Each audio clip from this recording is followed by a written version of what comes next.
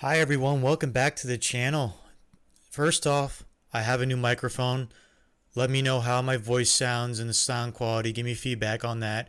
I think it sounds fantastic, but I'll let you guys be the judge in the comments below. So I want to discuss about the Diablo 4 quarterly update for the end of June here. So just in time for Diablo 2's 20th anniversary, we have an update. And so I read the whole thing already. And I just want to skim over some things and get my thoughts and opinions on it. Once again, this is still early development for Diablo 4. Okay, so let's not get too crazy of what we see, but at the same time, we want to voice our strong opinions on things that we don't like or the things that we are liking from these quarterly updates. So the First off is the introduction. They're just welcoming us back to the quarterly update, yada yada. And then there's going to be a team play test. So let's scroll down to the team play test.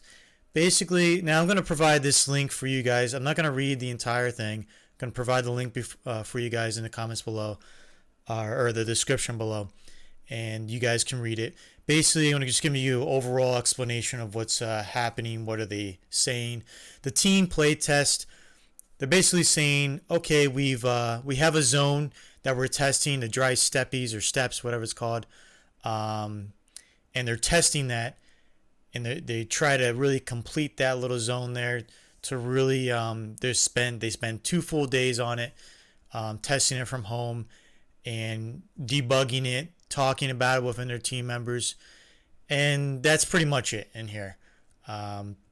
They mentioned, I'll highlight a certain part here for our most recent milestone. So they're focusing on elements of the region. They're complete with the campaign content, the open world elements, itemization, PvP subzone dungeons, yada yada yada. So let's go ahead and go on to the next one. Now it says a word about blockout. Now this is neat.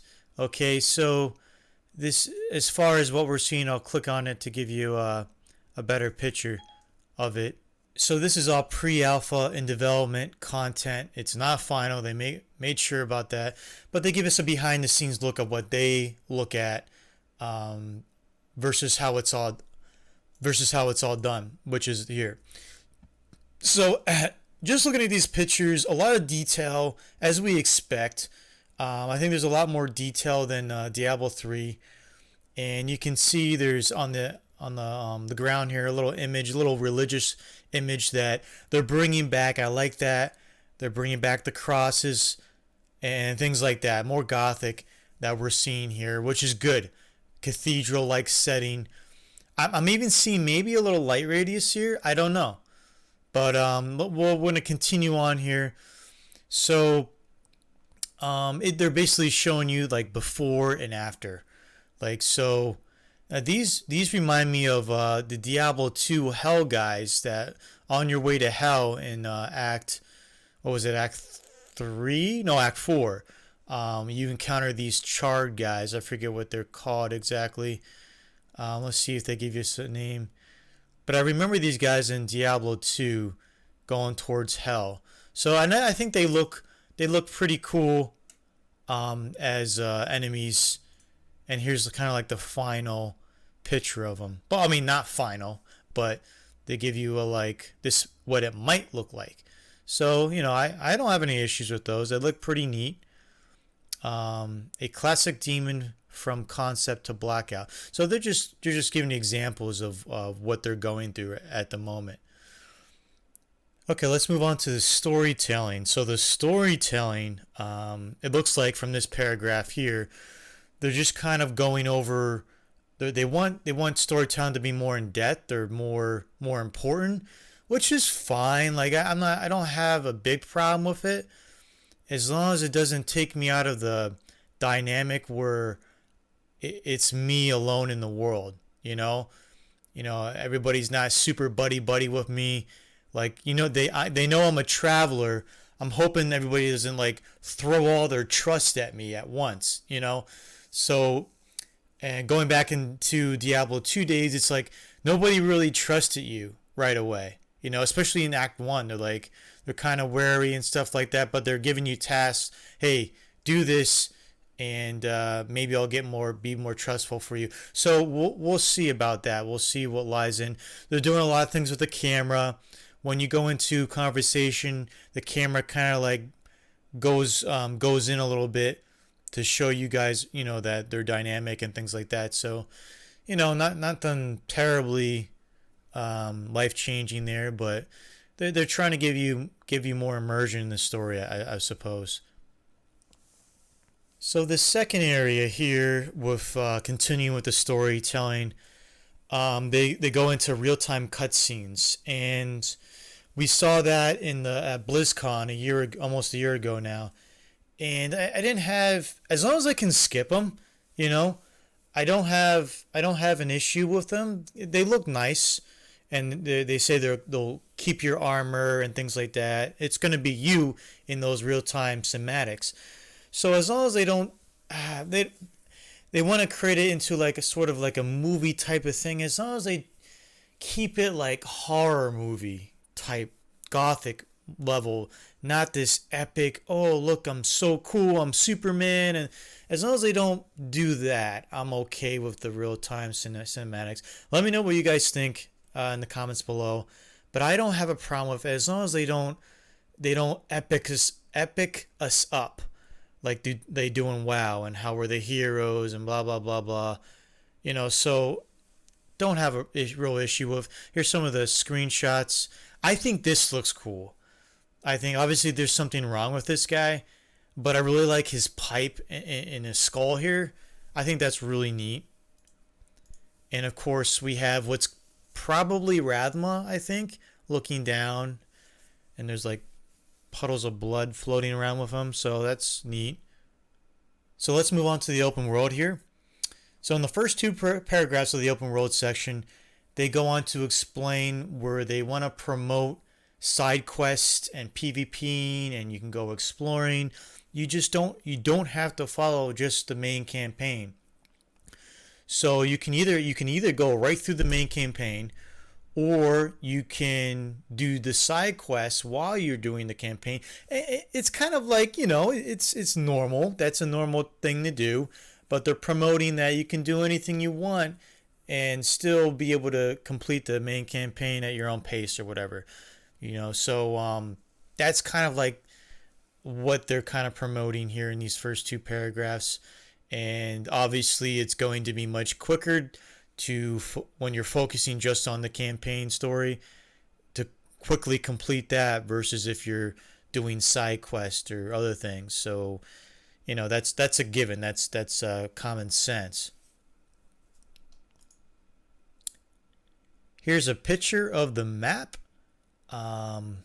It looks like a weather forecast, to be honest. Not a whole lot I'm seeing, but I'm sure, like I said, this is, like they say, it's not final. So, okay, maybe I should read the actual down below description.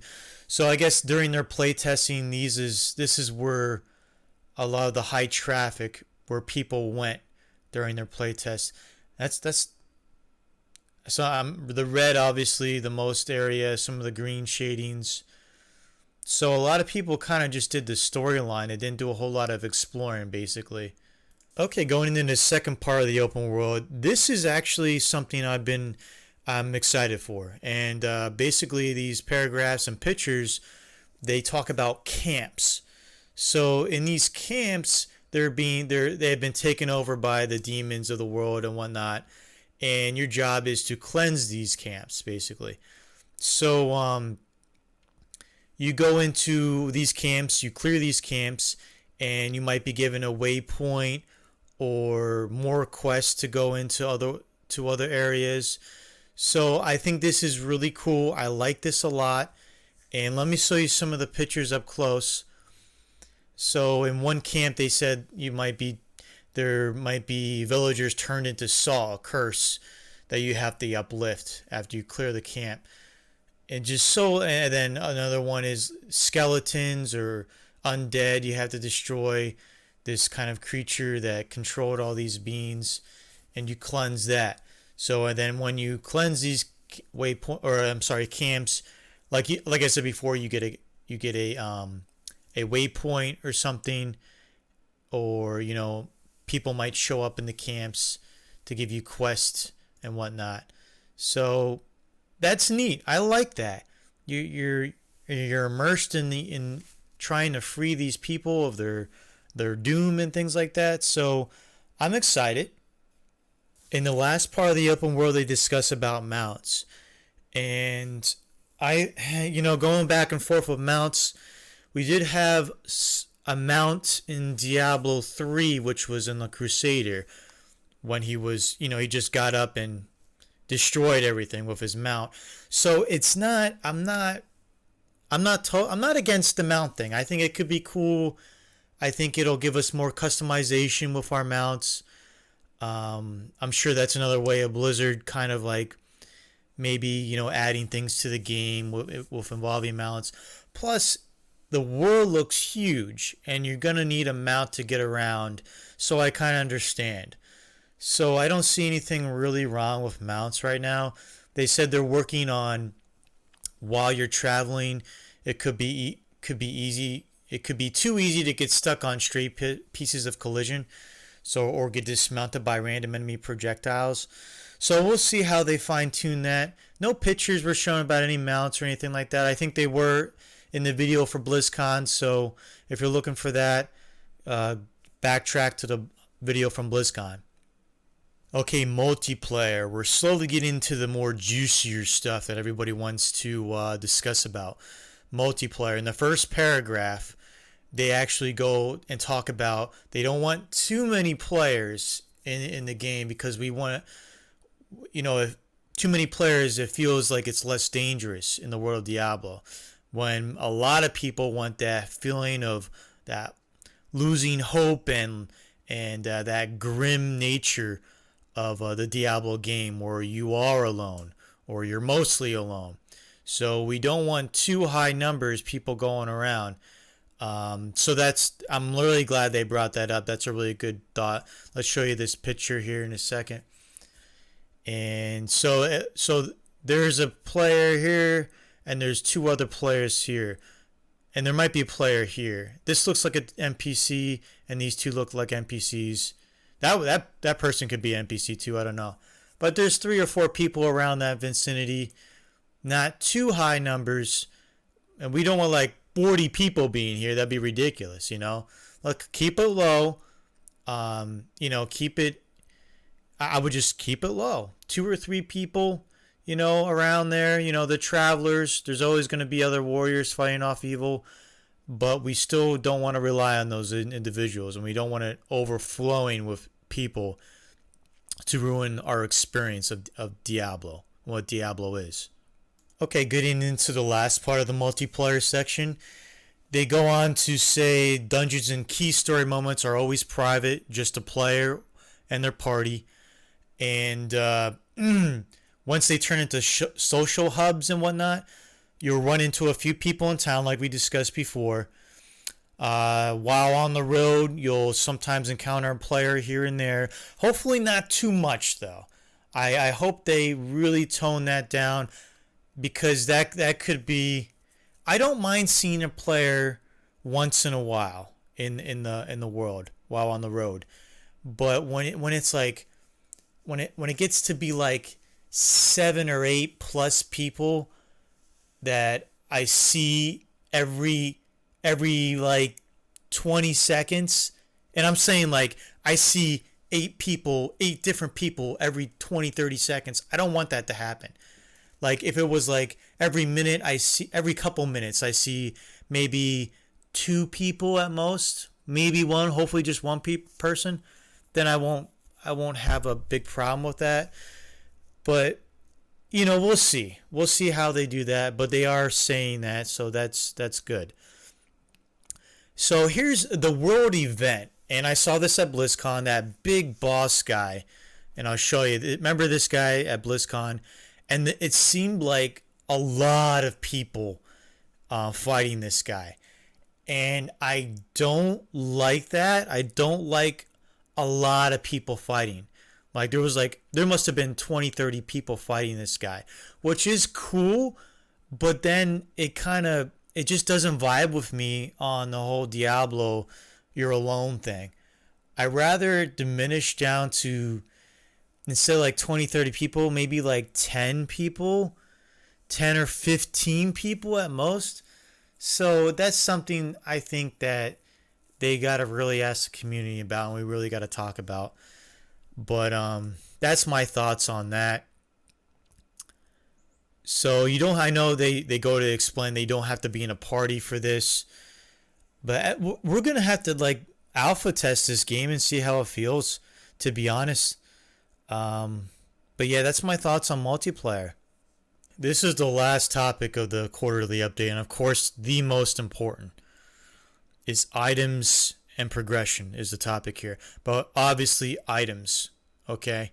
So in this brief paragraph here, they go on their 2-day playtest and what they thought and the items that dropped, and there's all the affixes and things like that that could possibly they can intermingle with and whatnot, and what they could, get their build around, what kind of build they can go by the items that they dropped. So basically that was discussing all of that in this paragraph here. So I'm gonna go and click on the first picture here, and we see some items. We see yellow here. We see rare items, and there's affixes here. And now I've listened to some of the other YouTubers, and my favorite one for Diablo scene is SC Yama, and I want to go over his thoughts of what he saw, and I agree with a lot of the things that he said, and this is me just interpreting and kind of generalizing what he said and bringing my own thoughts and opinions about the items here. And while I like to see this stuff here, as far as the crushing blow and the critical strike stuff and whatnot, the different 15% range damage, 12% mana cost reduction here, Chaos Seal, which is cool. But my thing is, where's the required level for this stuff? Like, what level requirement am I seeing? Now, I see that requires 33 ancestral power, but don't you think you should have a level requirement to it as well? So I'm confused on that, and that's something he talked about. Now here's 27% critical strike damage. Now I don't know what level you find these on, I mean, if this is early testing, shouldn't these be relatively lower, a lot lower? I don't want to see this high damage thing that we ran into in Diablo 3. Now I have Diablo 2 open, and I want to discuss, and I just started a new character. So I started Barbarian. So I went to Charcy here. I'm level 1, and my 2 weapons here, it's a hand axe. It does 3 to 6 damage. My buckler, defense is 6, chance to block 25%. Durability, required strength. And I believe the required strength is being replaced by angelic or ancestral power and things like that, which is fine. But you can see how large. And here's another thing I want to get into. Look at the icons. They're super lame. And like I said, I still don't like the one socket thing, the one space cube thing. Like, it doesn't, I don't like it. It doesn't, there's no inventory management with it. And the staff is the same size as the necklace. That shouldn't be like that. I'm sorry. I want to go over another thing as far as what even SC Yama said. It's a very bullet point, very boring presentation. And you see this, and then you go back into Diablo 2, and it's more messy, but this is Diablo. It's medieval, you know? Like, these axes look... Let me see if I can grab a staff. Apparently not. Oh, there's a javelin here. It just seems more... And it takes up 3 spaces here. While a necklace, or a stash, or I'm sorry, a belt only takes up 2. You know, there's size differences and stuff like that. It makes me more immersed into the game.